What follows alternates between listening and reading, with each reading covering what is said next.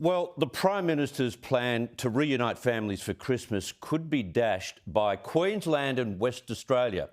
Premier Palaszczuk and McGowan are refusing to play ball. They won't stick to the national plan, which they signed up to, and it was based, of course, on Doherty Institute modelling. The agreement was simple. State borders would reopen once double vaccination rates hit 80%.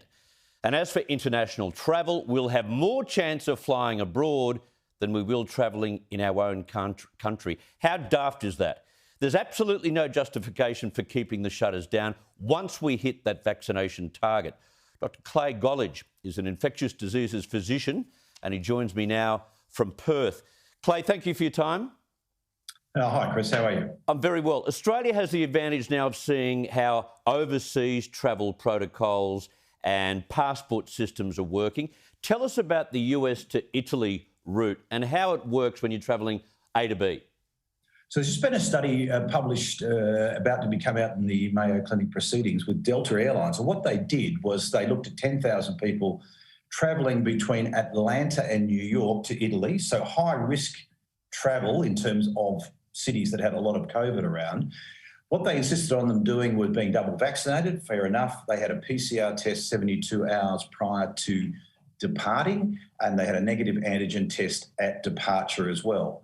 And they looked at 10,000. Only one of those became positive in the air, and that person did not transmit virus to anybody else. So 10,000 travellers, high risk, in theory, travel without any consequences whatsoever. And this really sets us up to look to do exactly the same sort of thing, bringing Australians home, allowing us to travel out, and also facilitating interstate travel as well, using science rather than emotion. Yes, science rather than emotion. You see, that's great because it greatly reduces the risk of transmission, the tests and the fact that they're vaccinated. But, you know, for premiers like Mark McGowan and Anastasia Palaszczuk, it wouldn't work because they're not looking for a system that greatly reduces risk. They're looking for a system that gives them not one COVID infection, aren't they? Absolutely. And they're still clinging to this false hope of zero COVID. And you and I both know, and a lot of sensible people recognise this, that you're not going to have zero COVID in the long term. Probably not even going to have it in the short or medium term either. Eventually, COVID will spread right throughout Australia, right throughout the world. And I still maintain in the next 18 months to 2 years that we'll all be exposed to the virus and get it in some way, shape or form. And hopefully being vaccinated, we won't get anything at all or get very minimal symptoms. So really, we've got to look to the fact that it's a ubiquitous virus. It's not going away anytime soon, if ever.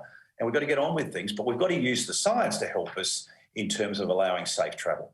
We're now seeing the first doses of the Moderna vaccine arrive at pharmacies. They'll be administering those doses as early as this week. Give us a little bit of an understanding. This is a Pfizer-like vaccine, Moderna, isn't it? Yes. So Moderna is a messenger RNA vaccine, very, very similar to Pfizer, same sort of development, slightly different dose, similar side effect profile, easier to store and transport than Pfizer, so it allows it to go out to the pharmacies more easily. And you have the second dose at 4 weeks rather than at 3. So in all intents and purposes, it's just Pfizer rebadged, still a very, very good vaccine.